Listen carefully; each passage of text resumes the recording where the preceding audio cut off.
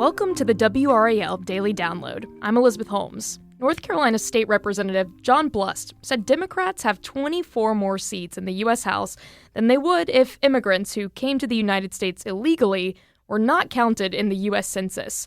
And now, President Donald Trump is calling for changes to the census to count them out. WRAL's Paul Specht has been looking into Blust's claims. Paul, thanks for speaking with me today. Thanks for having me back. So I think the first question that we should start with is, what is the context of Representative Blust saying something like this, and why might he have said something like this to begin with?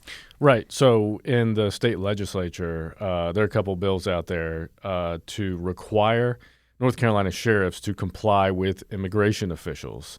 Some of North Carolina sheriffs say, hey, we don't want to hold people in our jails for longer than we should because then we open ourselves up to lawsuits. Others, including many Republicans in the state legislature, say, no, you need to hold them. If I send you a request to keep them there in your jail, you need to hold them there until they come pick them up.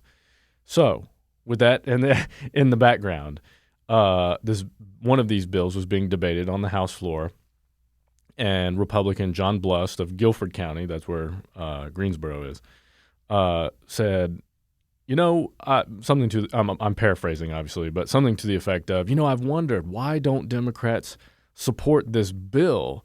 And it's because of this, and then he gives this quote that you read earlier, that Democrats benefit from having non-citizens around, and that translates to more representation for their party in Congress. So is what he said true? Does the U.S. Census counting of undocumented immigrants actually help Democrats hold more seats? All right, let me answer that in a couple parts. First, the census does count non-citizens, people here illegally. They don't ask for people's immigration status, and there are a number of reasons for that. One is a logistical issue of, hey, how many people are going to answer your questions if they're not supposed to be here? Not many. The other is there are legal arguments that say, hey, this is instructed by the Constitution and doesn't say anything about citizenship, just says count the people. And so that's what we do. And President Trump has tried to change that, including back before the 2020 census, and that effort got struck down in the courts. Fast forward to today, he's trying to do that again. He's instructed the Department of Commerce, which oversees the Census Bureau, to come up with some sort of way to do that. We don't have the details, but that's what he's going to try to do. Whether it affects Democrats more than Republicans, well, that's a hard question to answer. And I'm not trying to give a cop-out. But the biggest reason why is because there's no agreement on how many people are here illegally. Because we don't ask that, because it's hard to track. There's no official U.S. government number of, hey, there are 10 million people today, and there were 8 million people 2 years ago. And there really isn't a hard and fast number. So you have a bunch of think tanks trying to read between the lines of census numbers and other ways of determining how many people are here illegally. And they come up with different figures. Some right-leaning groups have about, somewhere between 15 and 20. Other groups have somewhere between 10 and 11 million. And that's the number that we've seen the most from credible agencies, people like Pew Research Center up in New York, which is generally seen as reputable, nonpartisan. They say it's somewhere about 10 or 11 million. They do say that illegal immigration can impact how many seats a state gets in the House. We can get into the weeds if you want to, but it does seem to play some sort of role. Okay. And does it only help one party over the other, or does it seem to maybe help or hurt either party? One thing that there is agreement on is that there are people here illegally in right-leaning states and left-leaning states, in places like California, Texas, Florida, New Jersey, and New York are generally seen as the top five, having the top five populations of people here illegally. And so you have a mixed bag there. You have Texas and Florida, which are more right-leaning. You have California and New York, more left-leaning, and New Jersey. I guess I don't know enough about it to make a statement, but that's where the highest populations are. There are some groups that say, hey, it balances out. If we were to take all things considered, Republicans might get a couple more seats. There's another group that says that 4 seats would be affected. And I'm trying to remember the details, but it was a mixed bag too. Like some blue states would lose, some red states would lose, and their seats would shift to other states that had population growth. So all this sort of leads us to the big revelation here that no one, not one credible think tank, not the Center for Immigration Studies, not Pew Research, not the Cato Institute, not any of the others think that Democrats have benefited to the tune of 24 seats.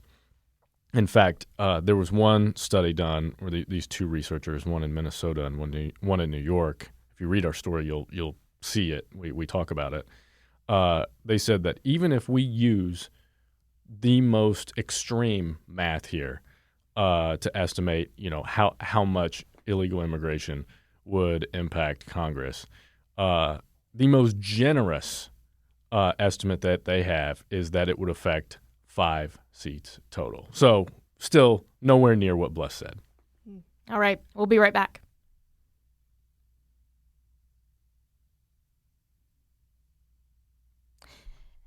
Now, Donald Trump is directing the Department of Commerce to work on a new U.S. Census that would exclude undocumented immigrants from the population count. You mentioned that earlier. How does that tie in with what Blust said and kind of the time that we're in now, where this is now a conversation piece? Right. So, there's been, people may have heard of the conspiracy theories of replacement theory, whereas, there are a bunch of people coming across the border who are not native, and they're eventually, through, reproducing, going to take over the native population, and some of those conspiracy theories say the white population, right?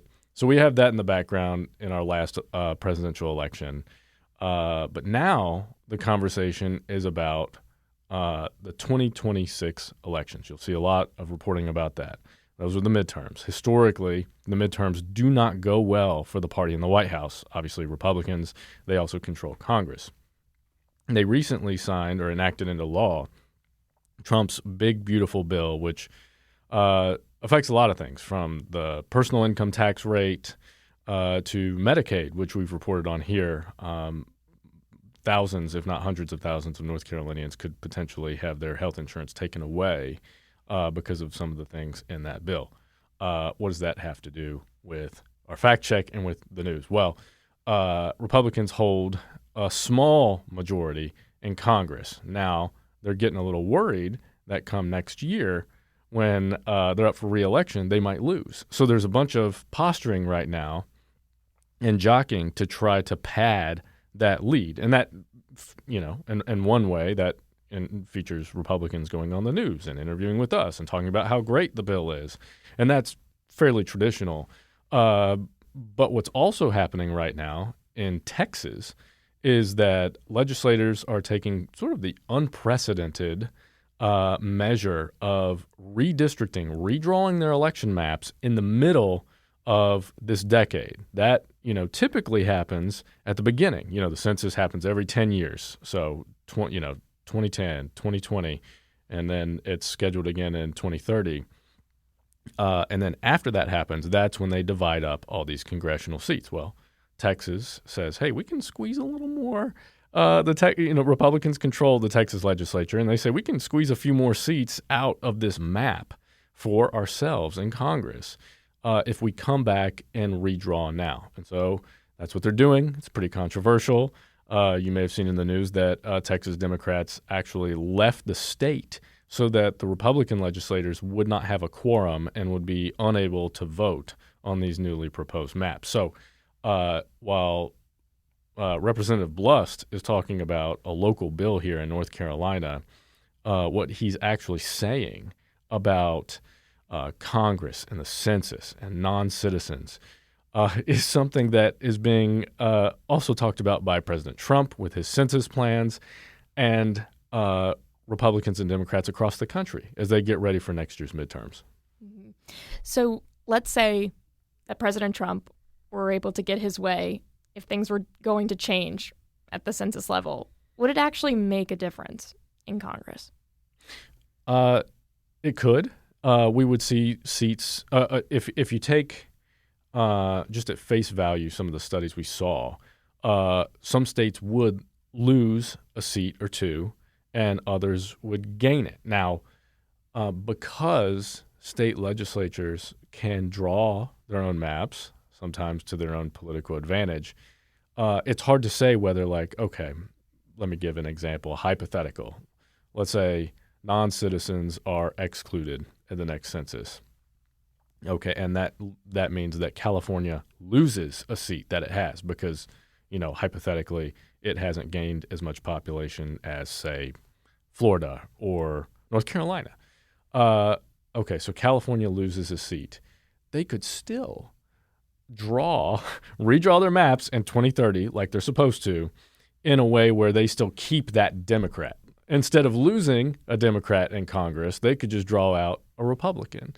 And so it's really hard for us to say that, okay, excluding non-citizens means that blue states will lose X many seats in Congress. Well, there are a lot of factors at play here. And we see right now in Texas, legislators, whether in Democrat-run states or Republican-run states, can put their finger on the scale and sort of adjust, even if they do lose one of their seats due to this sort of like congressional reappropriating of seats. Well, Paul, thanks for joining me today, and thank you for listening to the WRAL Daily Download. If you've listened to this podcast on WRAL.com or the WRAL News app, you can also find it on Apple Podcasts, Spotify, or anywhere you listen to podcasts. Follow the show so you don't miss an episode.